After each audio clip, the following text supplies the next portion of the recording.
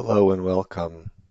The name of this short presentation is Nocebo License to Harm. It's more of a philosophical presentation and it's dealing with some real life clinical issues that I have been encountering a lot in my practice. A short disclaimer, some of these issues might seem to you very much unrelated, depending on the country you live in.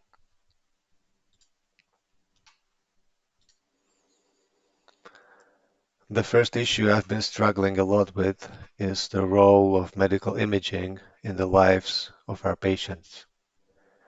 It's been quite a while since the medical profession and the lay people gathered around this new miracle, the imaging machine, and the expectations were really high, how this new modality will transform all the fields of medicine. And it might have been the case for many medical problems, but from my experience, the patients with low back pain do not benefit much. In fact, I think that MRIs and CTs have created a personal hell on earth for many of our patients. The low diagnostic value of imaging in back pain is just one side of the coin. Um, it's the psychological impact of overused and more importantly, misused medical imaging that is captured in this image.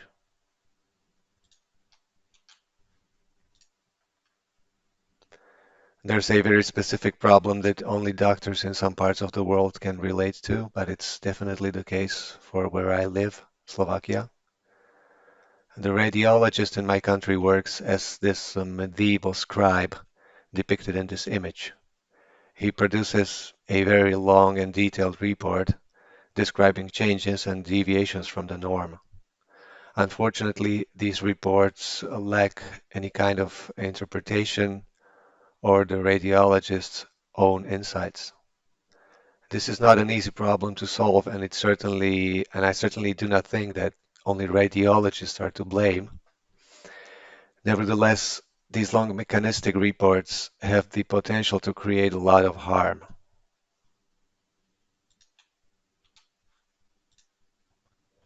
Very often, and I dare to say maybe most of the time, because of the way that the system works, the very first person to get her hands on the radiologist report is the patient itself.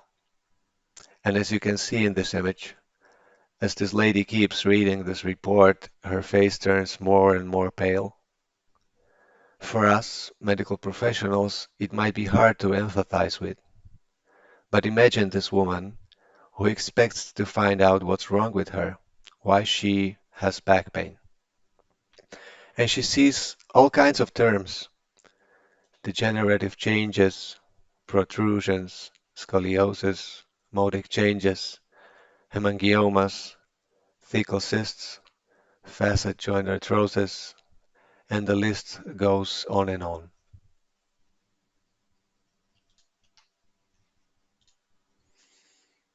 So, after reading these reports at home, the patient finally sees a specialist. But how good a specialist? Because many physicians, from what I've experienced, are themselves a source of two problems. Um, the first, they overestimate the value of MRIs and CTs. The second, they simply lack the knowledge to meaningfully interpret the images themselves. So what do they do instead? They rely on the descriptive report of the radiologist. So the patient many times is left with a message like this. Yes, yes, this is serious. There are many changes on the MRI. I think you should consider surgery. And sometimes, just for fun, the specialist will look at the images and come up with his or her own interpretation, like, oh, this segment here, it's bone on bone contact, it's completely damaged. And by this time, the patient feels like this skeleton, like a completely damaged person.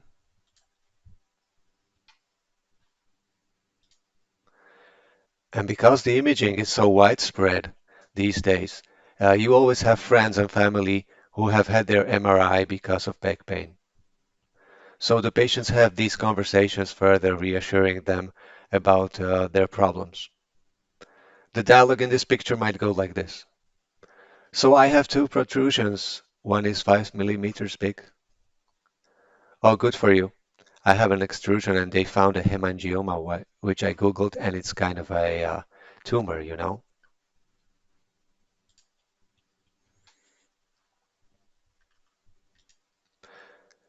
And this negativistic train of thoughts continues to have its own life inside many a patient's mind.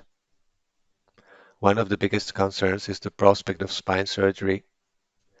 Patients imagine all these tools and screws that will be placed inside their spine, as you can see in this image.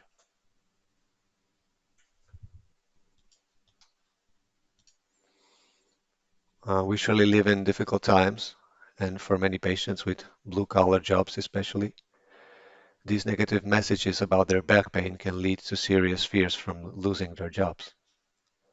So in their minds, there's already this image of a beggar not able to provide for his family.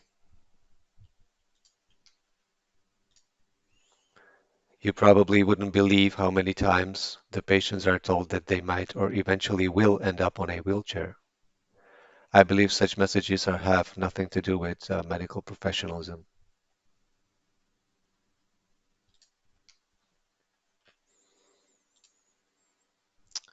To illustrate how all this has already changed people's behavior, I will use this MRI report.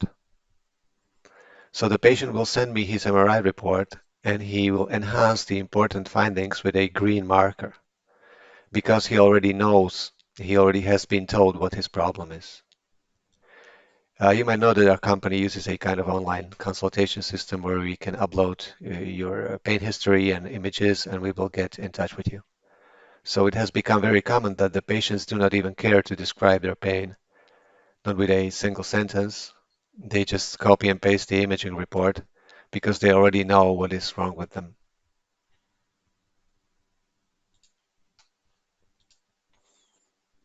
This pair of images is not only an illustration of excellent spontaneous healing of a herniated disc after 10 months. I treated this young, anxious man for L5 radicular pain, and even after I saw the new images and the radicular pain was gone, he wouldn't be satisfied, and he still felt some back pain here and some pain there, and we would exchange too many emails about this topic. So one day I would ask him permission to use his images as a demonstration of excellent conservative treatment outcome. Since then, he seems to be more satisfied with his outcome. This is an MRI of a woman in her 30s. As you can see, this central disc extrusion does not compress the dura or the nerve roots. This woman enters my office in a wheelchair. She has a university degree and is accompanied with her husband. She has visited several doctors and she is absolutely convinced that she will never be able to work again. Because of the advice she has received, she has spent several months literally bedbound. The only complaint she has now is back pain so strong she isn't able to stand or walk. She has absolutely no radicular symptoms. It took me a while to convince this lady that the problem isn't her MRI, but the fact that she has spent more than half a year mostly in bed.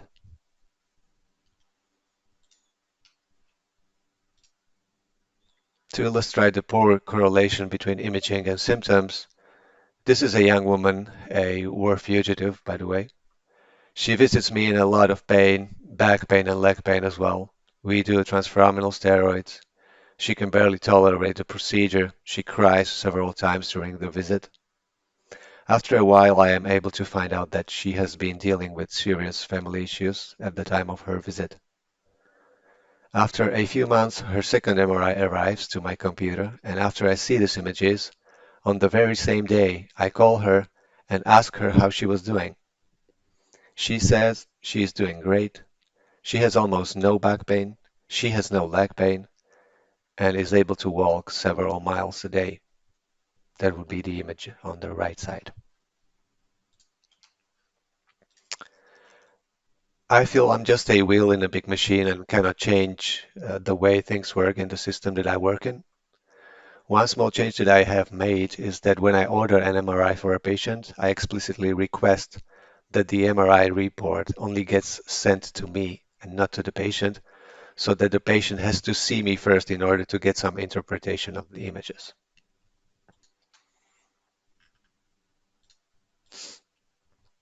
The second group of issues that I see the patient struggling with is negative or even toxic advice about body posture and physical activities. Without citing the evidence in this presentation, I'd like to state that poor body posture does not correlate with pain, and this is a myth that has been perpetuated amongst doctors and physios alike. A very common myth that patients encounter is that excessive pelvic tilt is a source of back pain. In fact, pelvic tilt is very hard to assess and measure. Pelvic tilt changes in a person during the day. Patients are often told not to slouch. They are convinced to walk, stand, and sit with a straight back, which is a complete nonsense. Patients with back pain are being told to lift objects from the ground by bending in knees only and keeping their back straight. They are often advised to do this as a lifelong strategy. In fact, this limitation of natural range of motion of the spine has no proven long-term benefit.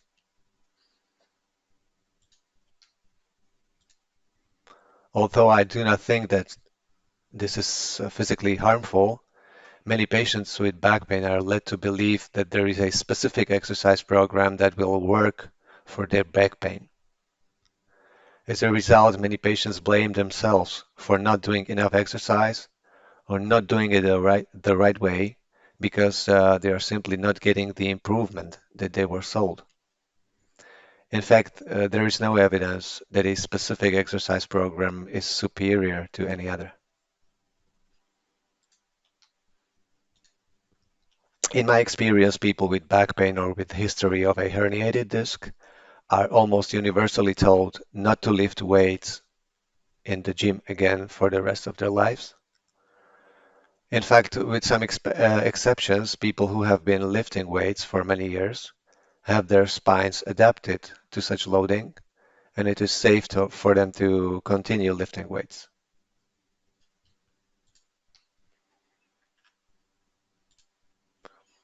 A very prevalent myth about amongst physicians and patients is the myth of core weakness, or in other words, that back pain is caused or sustained because of muscle weakness. In fact, for the majority of patients, this is simply not true. Studies comparing activation of core muscles in patients with chronic back pain and healthy controls showed that people in pain have stronger and faster core muscle activation.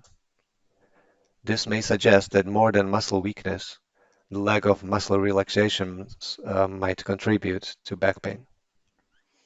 So as seen in this image, doing planks is not the panacea for back pain.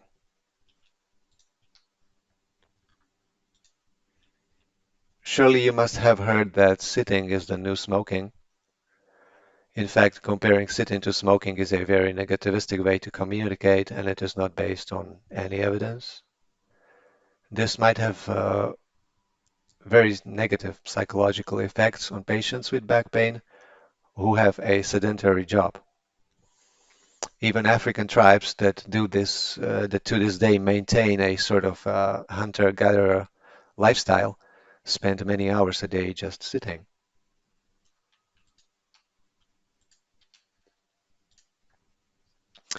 So instead of scaring patients and seeding negative thoughts about sitting, I think it's very important that we encourage the very basic movement that is so lacking in today's society, and that is walking.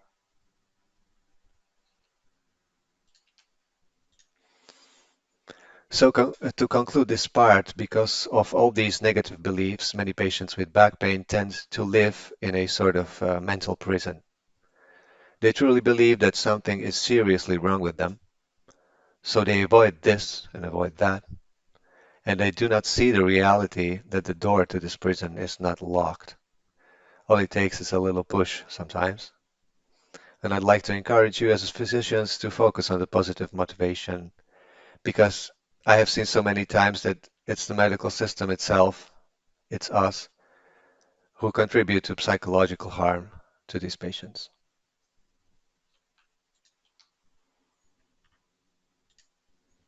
And I'm an interventional pain physician, like most of you probably are.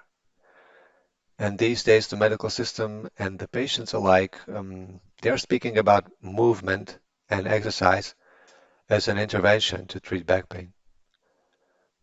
But it makes me wonder, is movement really an intervention? In the context of human evolution, it sounds a little bit funny.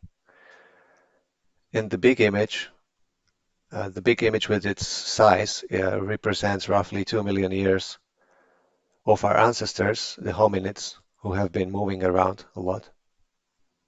The smaller image with its size represents roughly 200,000 years. This is the history of the modern human who has lived the same way as the hominids and had a lot of movement. And the small dot, which in fact should be even smaller, represents roughly the last 100 years of modern lifestyle, which is represented by lack of movement. So I think movement is a biological necessity, and it's the lack of movement that is the modern intervention. The small dot is the intervention in our lives, and we see the consequences everywhere. Sometimes it is good to remind ourselves and our patients about who we are, where we come from, and see the bigger picture.